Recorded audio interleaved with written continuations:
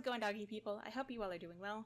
Today we're going to be covering a video by Tom Davis, America's Canine Educator, talking about an aggressive German Shepherd attacks trainer during aggressive behavior training. So we'll see how this goes.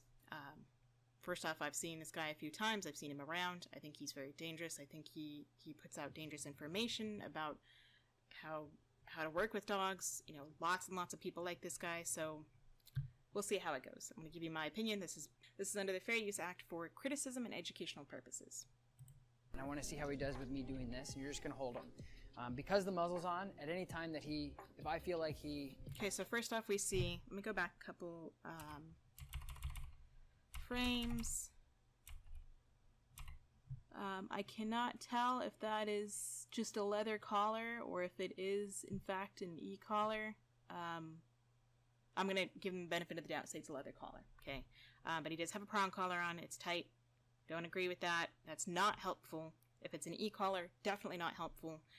Muzzle, I do agree with. Baskerville basket muzzle, if it's properly conditioned, and everybody says properly. If your dog is comfortable with it, they're not trying to paw it off, perfect, because that is for safety. They're allowed to pant. They're allowed to drink water, take treats. Terrific. I don't like the fact that, I understand that he's going to put a slip lead on to probably try to take control of the dog. I don't know what he's going to do, so we'll see what he does. He is getting crazy. I'm going to try to fight it out with him.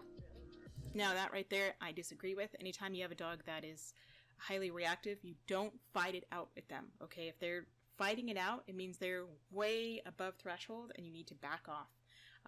Otherwise, you're just reinforcing dangerous behavior. This dog is very fearful. If you ever put a dog into fight or flight and they cannot run, flight, they will turn to fight. So you don't want to put your dog in that position. Right here, where this dog is able to, he was looking at him and then he moved away. Perfect. That would be a moment where I would reward this dog. I would toss treats, high value treats. First off, if I were working with this dog, we wouldn't be in an environment like this. I would be working in the home, wherever the dog is below threshold. Here, he's below threshold, but we don't know entirely if he's not able to take treats in this situation. He's over threshold. He's too nervous. Food is the number one way to overcome fear. Help your dogs be comfortable. So I would do this in the home, in the yard, in the car, wherever this dog is most comfortable. Most likely the home. I get this is neutral territory, but regardless, this dog seems very human reactive. So I would just sit there. I would be very passive, very calm, instructing the owner how, every bit of my body language, every bit of the dog's body language, timing, feel, teaching this dog, don't put too much pressure on them. By pressure, I mean social pressure and distance, by touching or pressure on the leash, that's pressure. Also, if he were to step into this dog, that would also be social pressure. So he's not putting too much pressure on this dog to where they feel the need to react. So that's great. But I would not worry about taking the leash of this dog. I'm not going to worry about taking control of this dog. I don't care about touching them or telling them sit or down or anything like that. I just want this dog to be comfortable around the presence of another person. They don't have to like me. They don't have to be friends with me. I just want them to tolerate me and maybe even see that I'm not going to hurt them at the very least. No, because the problem with that is then you're rewarding him for that.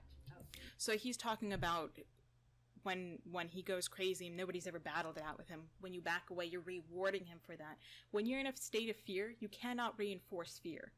If you are terrified of spiders and someone forces you, floods you, to get over your fear of spiders, you're not going to be over your fear of spiders. You're just going to stop reacting. It doesn't help your fear. Just like if somebody says, hey, it's okay, it's just a spider, it's not a bad thing. That doesn't make you more afraid of the spider or make you think it's okay to be afraid of the spider. It doesn't change really anything. So you cannot reinforce fear. And battling it out with any dog that is reactive, I know he says aggressive. This dog is reactive because he's fearful, okay? He's acting out in an aggressive way because he's fearful. If he's aggressive, it's because the human made him aggressive. The human took away his ability to run, so he has to fight. So I don't love going to battle with dogs. But yet I've seen him do it time and time again with every dog he works with. How he clickbaits his videos. He puts them in this situation because it's more entertaining. Because it shows a better show. If he were to not get this dog to react at all, nobody would believe this dog is reactive because we've been conditioned to see that, oh, a dog is only reactive, or we have to see the before and after when you don't at all. A good trainer never has to see a dog being reactive in order to correct it. But sometimes you break through with them. That's not a good. I know that's not a good training plan, and I'm nitpicking here, but I will say that, like, I've been through many cases like this, dogs like this that need to be muzzled, where, yeah, there's a couple of ways it can go. We can try one thing and try another thing, and you're trying to plan it out, and I get that. I'm not faulting him for that. But what I'm saying is that he's kind of teetering on the edge of, oh, do I battle it out? Is that, he's trying to, I feel like, sugarcoat it. I know he has a plan in his head of what he's going to do with this dog. Or that's what I believe. I can't say I know, okay? But he's trying to sugarcoat it for the owner to prepare her for what he's going to do with this dog, which is going to get this dog to react so he can flood it, so he can intimidate it and make it stop reacting. That's not a good training plan, in my opinion. Going to try to battle me, and I want to see if I can battle him to... It sounds so barbaric as far as like dog training methods, because then they go alpha thing. I'm not trying to be alpha. That's silly. That's one thing I agree with. Thank you for not trying to be the idea of alpha, okay? Because go check out my video on alpha if you want to hear more about that. It's just outdated and a misunderstanding of how animals work. So I'm glad that he's not doing that. But when you have to say, it sounds barbaric, but, then that means it's barbaric. As Dr. Phil says, when you say but, it means forget everything I just said. Here's what I really think. So he's trying to sugarcoat it for her. I've seen this guy's videos time and time again. He's a compulsion trainer. He's dangerous, in my opinion. I don't think that that's really what I need to do here. I just need to find some sort of clarity in the situational stuff that he gets. See, now all this time that he's talking, he could be rewarding. She could be rewarding. This person's coming over to close the gate. This dog now says, oh, my escape path is being taken away. But at the same time, while she's doing this and all this is stimulation, this dog could be rewarded, because this dog could have easily reacted to this person moving over here and closing the gate. But that is stimulation. He's below threshold because he didn't react to her getting up and walking and moving this big object, which could be seen as a threat to the dog.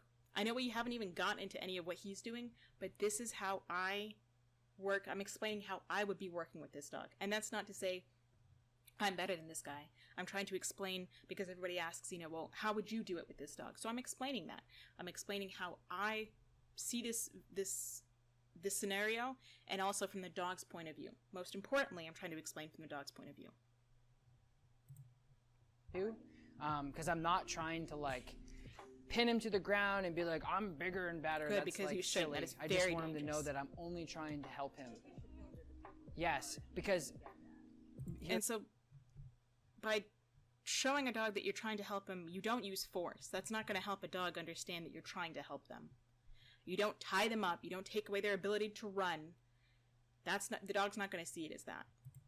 Okay, so here's the thing: is there is a possibility that he has learned that if he does roar, he wins. Now that can be true, but not that he wins. The dog sees it as, when I react, people leave me alone. Because before, dogs don't just automatically no.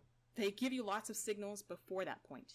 They give you whale eyes, look-aways, lip licks. They move their head away. They sniff the ground. They give you calming signals and stress signals. If you don't read those, then they might do a low growl. They might show their teeth. Then they start to snap and growl and bite. Then they explode. Then he learns, nobody's read my signals up until this point. So now I just go, bleh. And every time they leave me alone because they didn't listen to me at a whisper.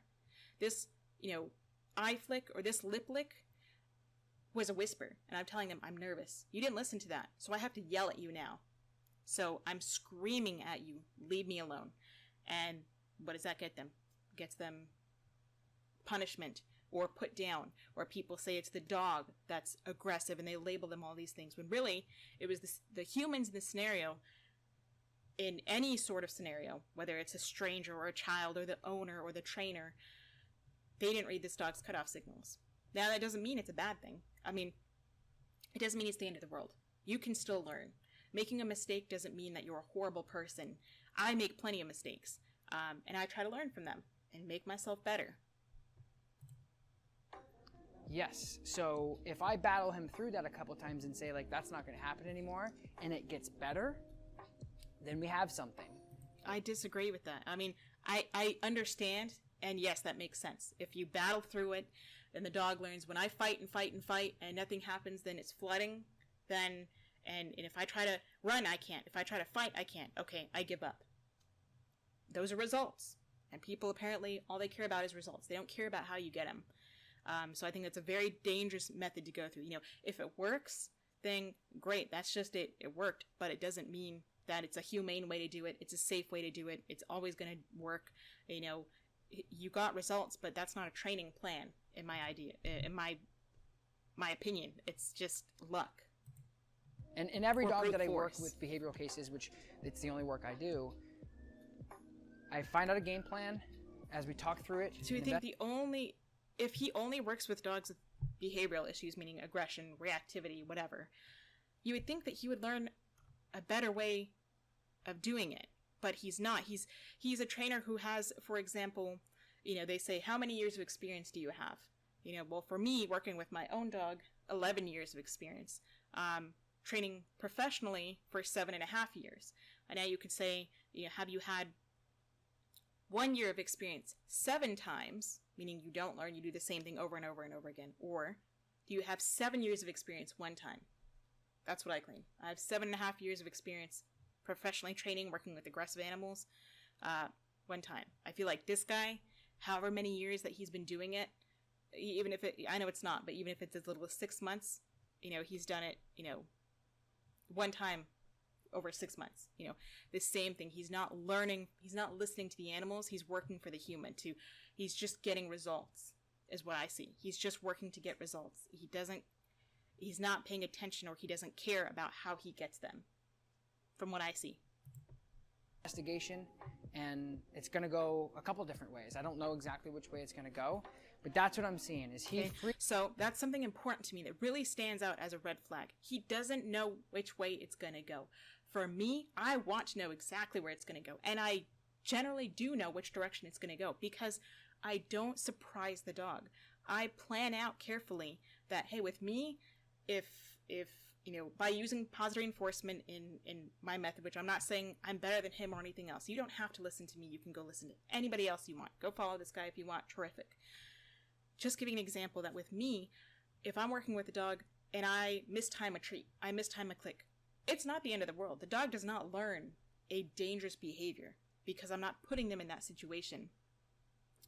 With this, a mistimed correction, or you're too hard with your correction, you can damage this dog physically, of course, but also psychologically, emotionally, just mentally. They shut down. That is very dangerous and cruel and abusive, in my opinion. Just from what I've seen, it's just, you can abuse any animal in the name of training, and it's okay, because you're training. You know, that's why I'm trying to give a voice to these dogs and these animals, and you'll see more horses on my channel, but you know, if I'm training a dog, I can pretty much tell which way it's going to go, because I go slow. I'm not working so fast that, oh, I didn't see this coming. I want to see what's coming way before it happens. And the dog wants to see that too. The dog wants to know what's going to happen before it happens. I don't surprise the dog. Freaks out, and nobody's ever battled him. He wins every single time. He wins, and that's okay. So I'm not. Now I say that's okay that he wins, but it's also not okay. We don't want to continue. If you're continually working with this dog to where you have to battle it out, you're doing it wrong. You're not learning. You're just continuing to flood and flood and flood and push and push and push and put pressure on him until he just reacts. People who have been trying to battle it out have made him this way. They made him psychotic because they don't listen to him. They don't know what they're doing. They don't read his body language or his signals. They all have a one-track mind. They all do the same thing. Whether they're positive reinforcement trainers or compulsion trainers or balance trainers, whatever you want to call it, they're not listening to the dog, and they've continually made it worse. So if he wins in this case where he's nervous, let him win. He doesn't see it as a hierarchy thing. He says, I did this and you leave me alone. Then next time, you want to set it up to where he doesn't feel the need to fight and explode. pin him and battle him and choke him and hurt him. I'm just trying to stand my ground and not back off. And that's not what you want to do. It is going to be chaotic and crazy, but as long as he doesn't get that muzzle off, we're good. Yeah. Okay. So, like he just said, yeah, it's going to be crazy and chaotic and whatever. As long as I'm safe, we're all good. I can choke him, I can do whatever, because it's in the name of helping him. And as long as he doesn't get the muzzle off, then we're good. What happens if he gets the muzzle off, huh? Then he's put down because you didn't know what you were doing. You flooded this dog once again. You choked him out, or you scared him to death in the name of training. That's not helping him. It's just teaching him to shut down. I'm just going to try to slip this over. Good boy. Okay, so now I can't say that I haven't been here. I've been just as reactive to another dog, okay? So let me go back and show you how I would have worked through this. Not that I would have put a slip lead on a dog anyway. I'm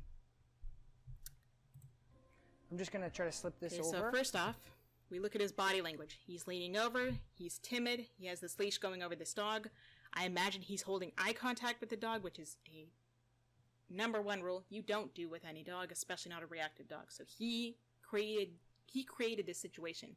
He caused this dog to lunge because he was bending over him. He's putting something strange on this dog. This dog was chill and totally calm, and this entire time I would have been tossing treats while talking to the owner about his history, about a training plan, whatever, about the weather. It doesn't have to be just this work. Tossing treats to him so he has a positive association. So maybe if I do lean over him, or I put a leash near him, not that I would, but if I did have something near him, he wouldn't see it as so much of a weapon. He would have more of a positive association of myself. And then I can get him used to the leash. I don't just throw it on him. Just, okay, keep going. Don't back down. They're going to learn. No. If you're walking over, we already see the whites of the dog's eyes. He's on the prong collar. That's going to cause more frustration and pain and cause the dog to be more reactive. He's working way too fast. Good boy. Dog stands up, he freaks out, and then tightens it around the muzzle, and now he's stuck. Now he can't go anywhere. Because he's got this stupid slip lead that he's trying to put on this dog, so why? Why? Why does he need the slip lead? I don't know. Okay, so now the dog is more reactive, and he's yanking on his mouth.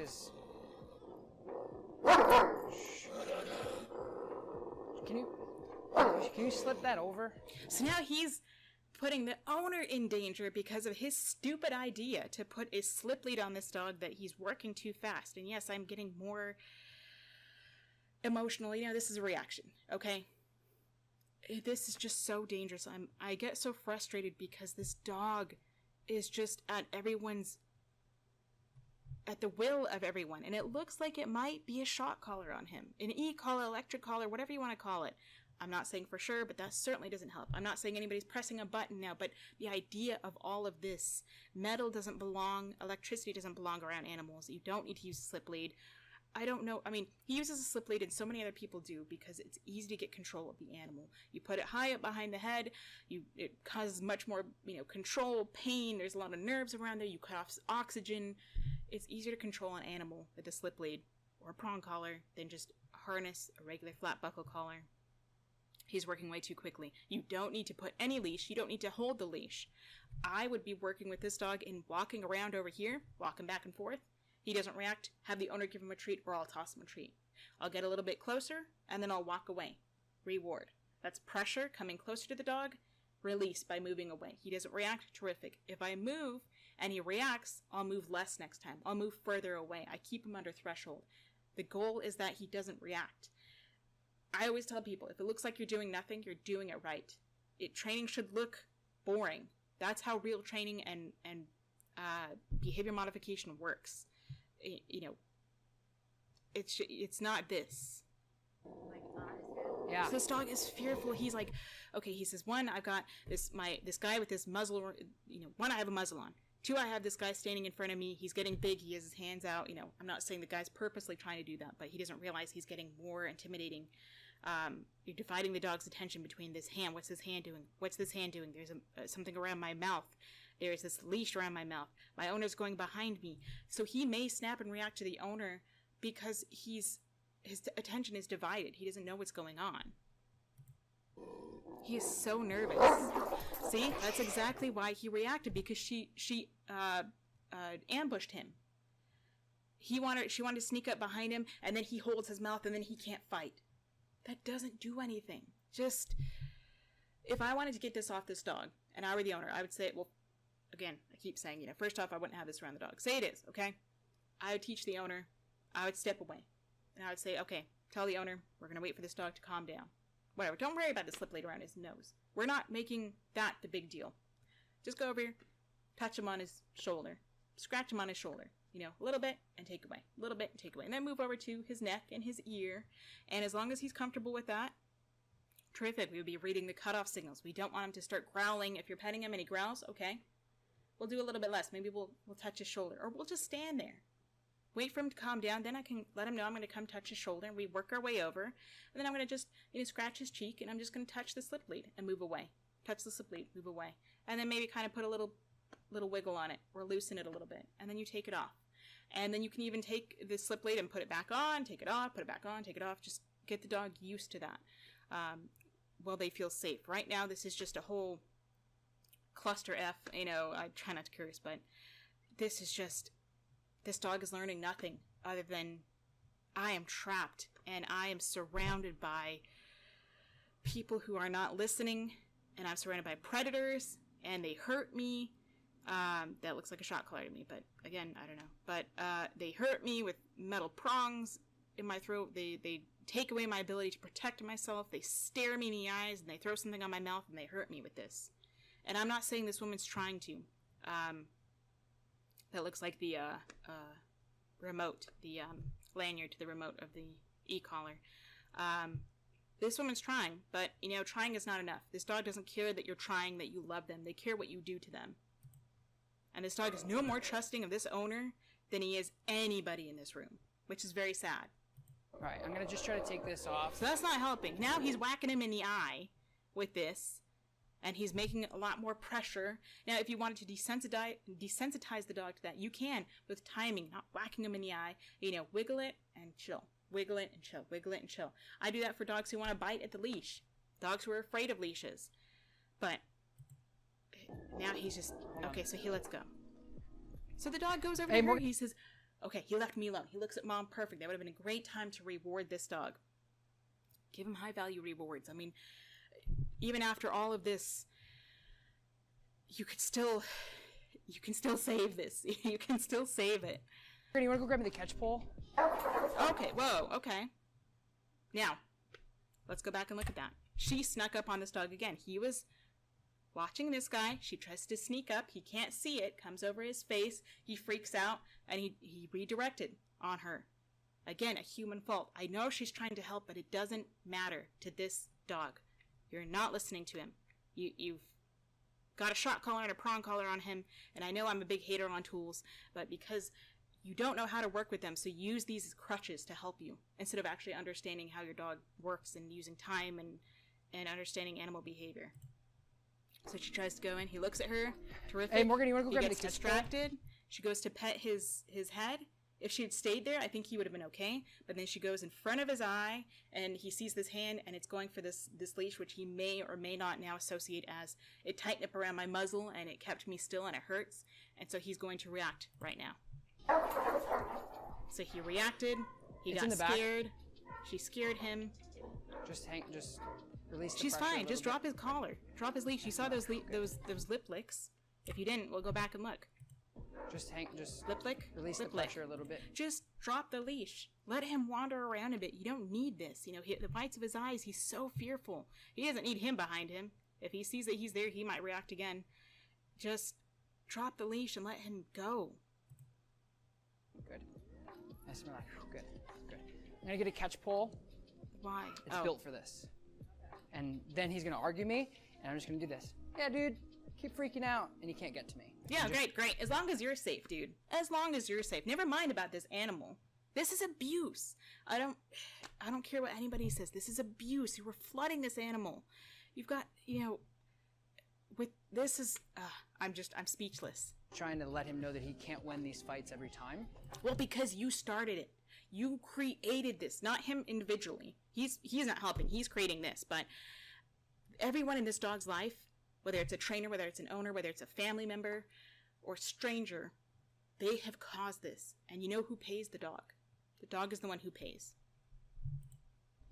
Good. So now you can let go. Fearful, let go, choke him, and stares him in the eye. He's a good boy. He doesn't care about the good boy now. It's way too late for that. Good. So I'm just safely, very, very calmly, not... The dog's smelling. See how pissed he's getting? And never do this. Only do this if you know what you're doing. Yeah, do not do this at home. I mean, yeah, I agree. Don't do any of what he's explained at home. It's okay, buddy. The leash will fall off on its own. But I'm just teaching him, like, go ahead, keep growling and whatever. No. I'm not going anywhere, dude. That's flooding, and that's so dangerous. This dog has already learned that doesn't work, and he's still trying to fight, and he's saying, people don't understand me. They're not listening to me. And this whole idea of keep fighting, I'm not going to go anywhere. That's how you get dogs like this. You get these like psychotic dogs that are just practically in straitjackets going psycho because nobody listens to them and they're so fearful. That's what he's done. Every time he snarls, he wins. He should win. A dog that growls at me, I'm grateful that they do, because if they don't growl, then they just become a ticking time bomb like this dog probably will. He'll stop growling because this guy will teach him, don't show your teeth, don't growl, don't do any of this because it doesn't do anything. And then one day this dog will snap and he will turn and bite his owner or somebody, and he will end up being put down and labeled aggressive or dominant or whatever you want to call it. It is so dangerous. He should win. Like, nobody wants to get bit. So what I'm trying to do is find a creative, humane... This is not humane. Nothing about this is humane. Safe way. Now, if this dog were feral and we didn't know his history, yeah, and say he's in a dire situation, life or death, or not even that extreme.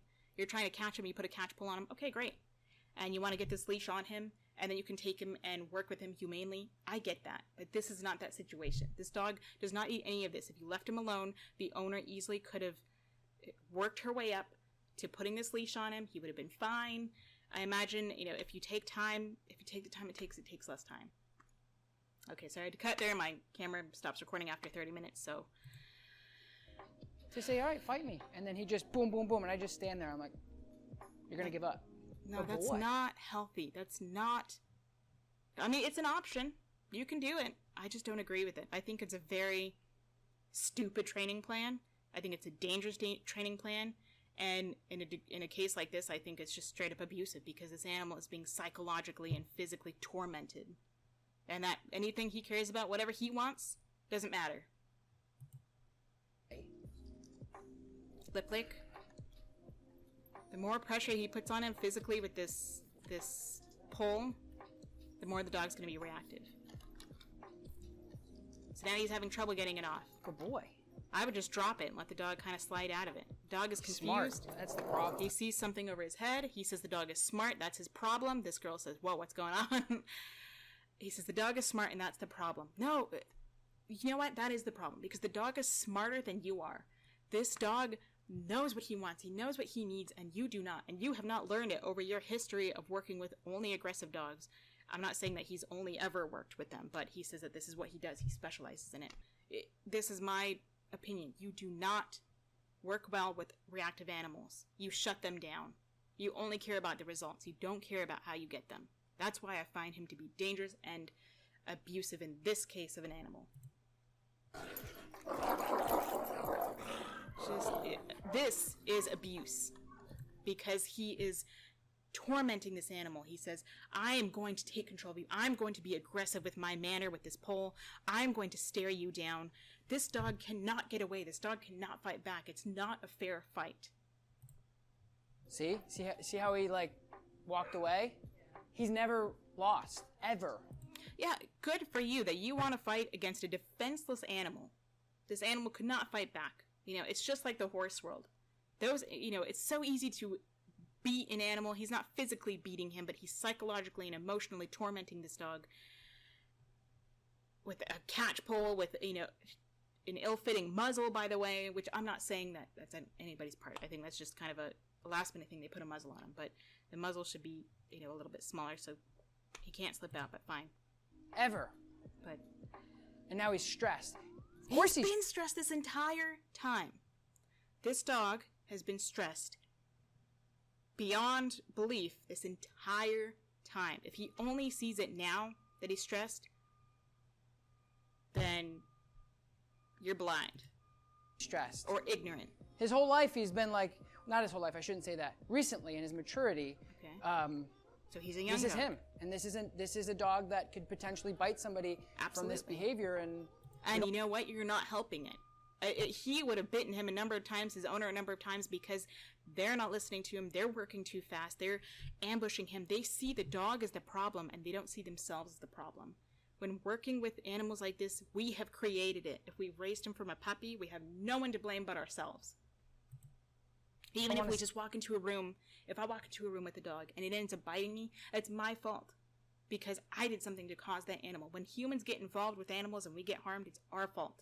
I don't care what you say. No ifs, ands, buts, or coconuts, okay? See that. That's for sure. Good boy. Again, he doesn't care about the good boy. Yeah, he's desensitizing him to that. And the other thing I want to mention is I'm not naive enough to say, like, this is building him up. You're making it worse. No shit. Like, that's the point. Like, he's gotten away with this so many times, and if somebody doesn't do something, somebody's going to get hurt. Absolutely, and this is not how you handle it. Get rid of that shot collar, get rid of the prong collar, get rid of that stupid slip lead and the catch pole. Let this dog wander around, and when he comes to you, toss the treat and let him go away.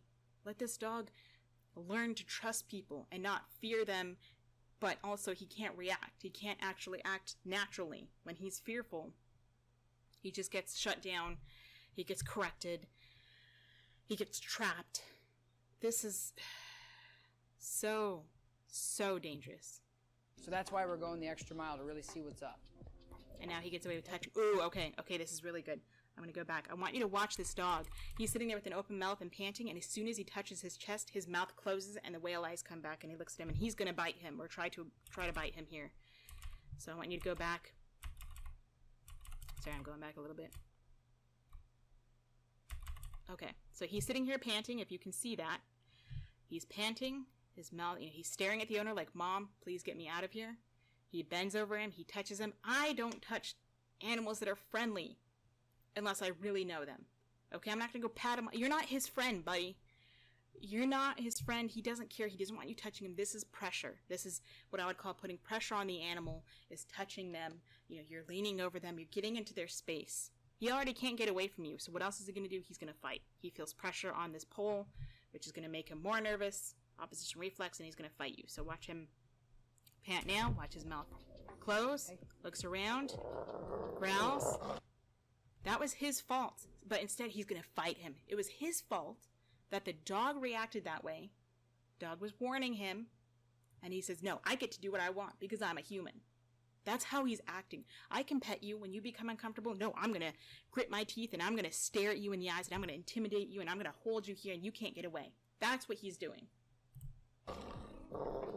He's getting really in there, pushing him away, staring at that eyes. This is abuse.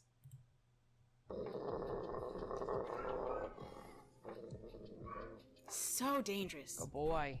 Good boy. He doesn't care about your good boys. And this is not what you do. Yeah, big and macho. Big tough guy. Holding a dog here. If you let go of this pole, this dog will probably run away. Just gonna wait for him to look away. If you would look away, the dog would look away. But a human has to win because it's an ego. It's an ego thing. That's what all of this is. Okay, so that dog reacted because his hand went up. The dog says, I don't know what you're going to do. I'm so above threshold that you might hit me with this hand. You might do something. Last time you had a hand, you had a leash in it, and you wiggled it. So I don't know what you're going to do with this hand. So let's go back a couple of seconds and see. Way. His hand is down. His hand comes up. The dog freaks out and wants to bite. How long has he been doing this? This dog is just so... It's getting worse and worse and worse because... Oh yeah. Let's give your hand a break because you've been gripping it so hard. This is just ridiculous. And I've been recording long enough, so I'm going to quit it here. I don't care what the end result is. We know it's a dog that's flooded. He's been doing this for however long. We'll fast forward to the end. Or maybe we won't. It depends on if my computer's gonna... Okay, so I've watched enough. I don't care to watch anymore. I've made a long enough video explaining. Most of it wasn't even, on what he had to say, just what he's doing. That's what I think of Tom Davis. I think he's just a dangerous individual. He should not be mentoring students. He should not be training dogs. He should not be training people, in my opinion. But he can do whatever he wants. I'm not saying he doesn't get results. None of this is to say that he doesn't get results. It's about how you get them. And giving a voice for the dog. Saying that I'm so sorry to the dog. I'm sorry to the owner for being in a position to where she feels like she has to listen to this guy. I don't know where this dog is, if it's even still alive. If it happened to just blow up one day and bit someone and was put down. I don't know. But what I have to say is that this is just my opinion, my reaction, and it's just unfortunate. So,